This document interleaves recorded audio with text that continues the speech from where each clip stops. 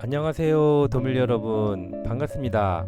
이제는 처서가 지나서인지 한풀 더위는 꺾어진 듯 제법 신선한 바람도 부는 것 같습니다. 오늘은 지난번 고부 갈등으로 고충받는 사주 사례 1편에 이어 계속해서 사례 연구를 해보도록 하겠습니다. 참고로 이 사주들은 이석영 선생님의 사주 척경 사주 예시에서 가져온 명조입니다. 자, 이분은 남성분으로요. 지지에 재성 3개와 천간에 재성 2개를 가지고 있어 재성만 5개를 가진 명조이고, 인성은 연간에 개수 편인 1개를 갖고 있어서 외롭긴 한데요. 단 지지 축토에 뿌리를 두고 있어 힘이 없는 것은 아닙니다. 사주 척경 예시에서는 남편이 어머니와 부인의 갈등으로 불효하다가 처가 목매어 죽은 것으로 기술되어 있습니다. 제가 거기에 덧붙여 추가 해석을 해보도록 하겠습니다. 자, 이분은 미월 을목인데요. 여름나무입니다. 편제격으로 월간과 시간에 기토 편제가 투간하여 재성의 기운이 매우 강합니다. 천간으로 연간 개수 편인은 제격 폐인이 되어서 인성의 역할이 좋아 보입니다. 지지로는 축, 미미 재성이 있고 시지 비견은 재성을 극해서 안 좋아 보입니다.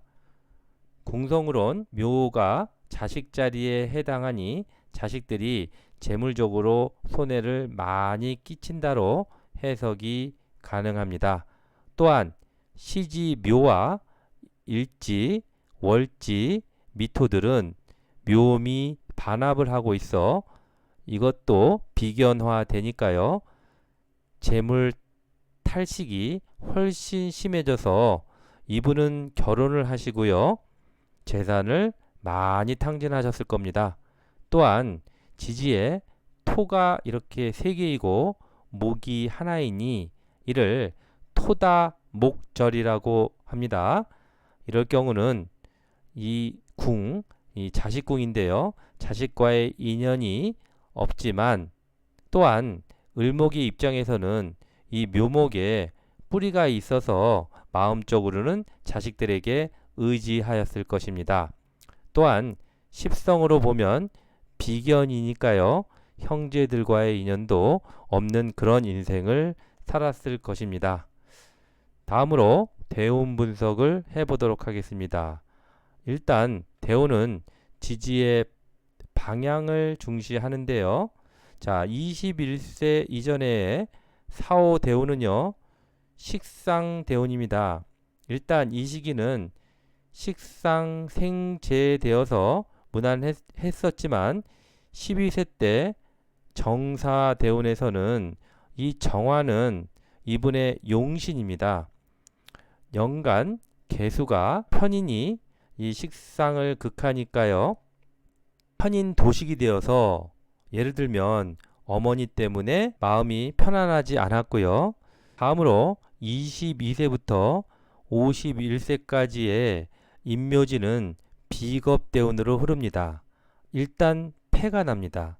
왜 그러냐면 재성을 쓰시는 분이 이 비겁운으로 가면 재물 손상이 일어나고 처가 극을 받으니 이 시기에 부인의 어려움이 극에 달해서 제가 추측건대는요.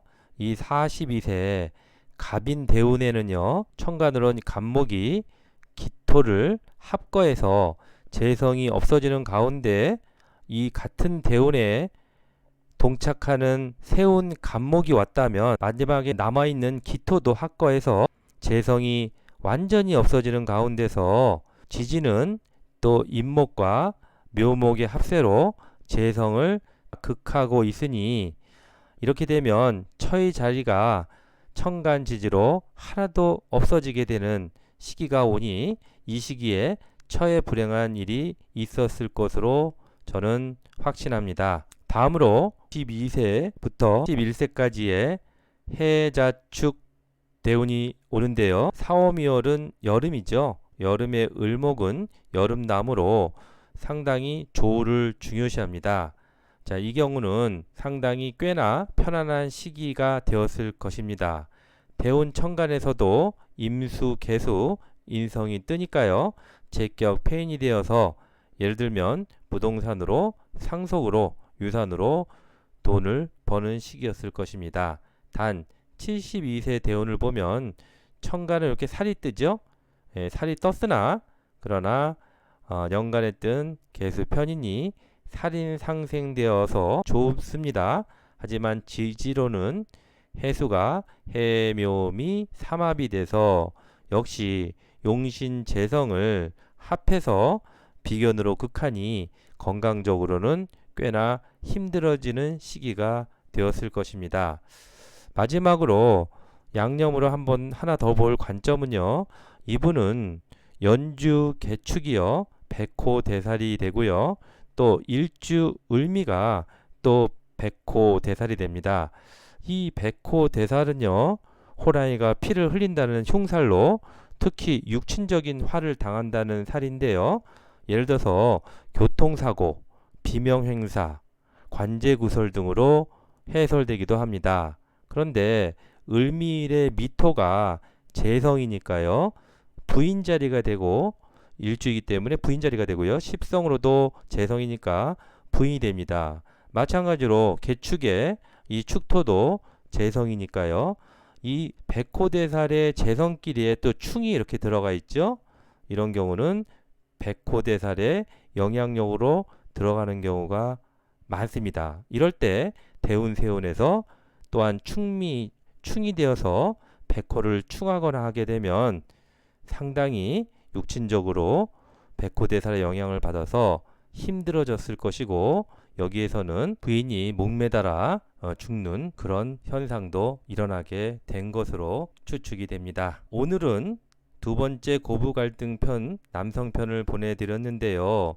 종합적으로 남성 입장에서 본 고부 갈등의 사주 구조를 다시 한번 정리해드리면 첫 번째, 재성이 강하고 인성이 약한 경우. 두 번째, 인성이 강하고 재성이 약한 경우.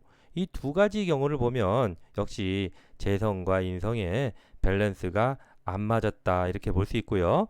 다음으로 일월지간에 충, 형 또는 원지 있는 경우. 자, 일은 배우자를 의미하고요. 월은 어머니 자리입니다. 그러니까 일월지간에 이렇게 충과 형과 원진이 있다는 것은 서로 사이가 안 좋고 갈등하는 구조다 이렇게 예상이 되는 거죠. 마지막으로 사주 명주에 재성과 인성이 심하게 쟁투, 이거 쟁투라는 건 싸운다는 거죠. 자, 그럴 경우에 관성 같은 게 있어서 재생관, 관인상생 또는 재생살, 살인상생에서 통관을 하게 되면 이런 일은 벌어지지 않았겠죠. 하지만 이렇게 재성과 인성이 심하게 통관하지 않는 인자가 없이 서로 투쟁하고 싸우게 된다면 이런 경우가 바로 고부 갈등이 나온다는 것으로 우리가 생각해 볼 수가 있습니다. 이렇게 나눠서 분석해 보았습니다. 자, 다음 시간에는 여성을 기준으로 본 고부 갈등 사주의 신뢰를 들어보고요. 또한 저 나름대로 자평진전에 의한 용신격급 분석을 통하여 종합적으로 고부 갈등의 원인을 명과 대운을 분석을 통하여 세밀하게 분석해 보는 시간을 가져보도록 하겠습니다. 오늘 끝까지 시청해 주신 시청자님, 구독자님께 감사를 드리고요. 혹시 본인의 사주를 한번 무료로 세밀하게 분석해 보고 싶으신 분들은 아래 전화로 신청해 주시면 미리 상담을 통하여 분석한 후 우리 시청자님들께 본인의 허락을 받아서 그 사주 명조풀이를 한번 공유해 보는 시간도 가져보도록 하겠습니다.